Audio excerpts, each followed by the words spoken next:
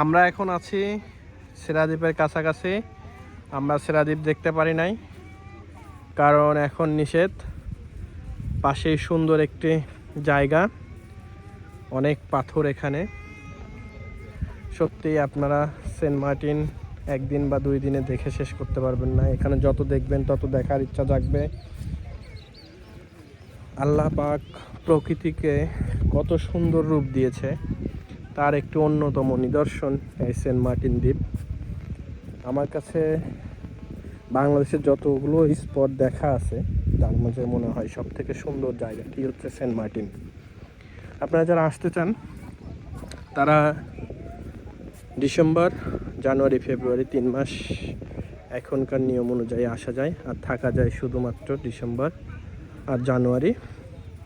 তো সামনেই জানুয়ারি শেষ হয়ে যাচ্ছে এবং সেন্ট মার্টিনে থাকার সময় শেষ। সুতরাং পরের সিজনে আপনাদেরকে আসতে হবে।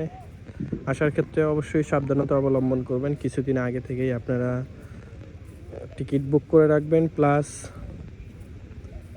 আপনাদের যে আনুষঙ্গিক হোটেল বা রিসোর্ট যেখানে থাকবেন সাধ্যের মধ্যে, সেই জায়গাগুলো সিলেক্ট করে রাখাটাই আমার কাছে মনে হয় উত্তম।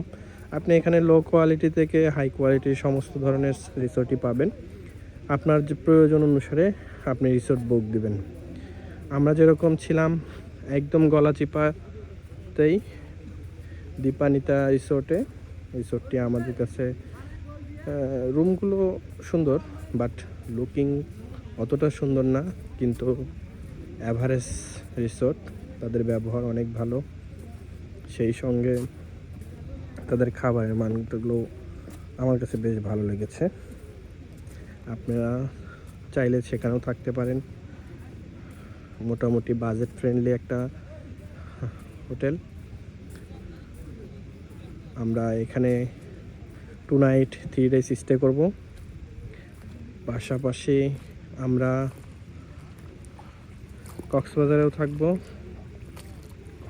তবে আপনারা যারা সেন্ট মার্টিন আসবেন, সেন্ট মার্টিন একটু সময় নিয়ে আসবেন। আমার কাছে মনে হয় কক্সবাজার সময় কম দিয়ে সেন্ট মার্টিনে আপনার সময়টা বেশি ক্ষেপণ করলে অনেক সুন্দর লাগবে। এই জায়গাটা আসলে অসাধারণ। এখানে সুন্দরবনের ফিলিংসও পাবেন।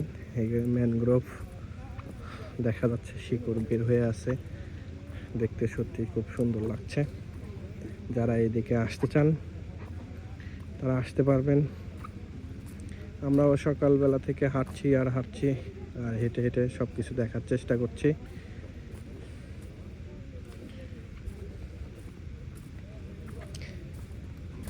সেন্ট মার্টিনে এখন 2000 থেকে 2800 পর্যন্ত লোক আসে পার ডে।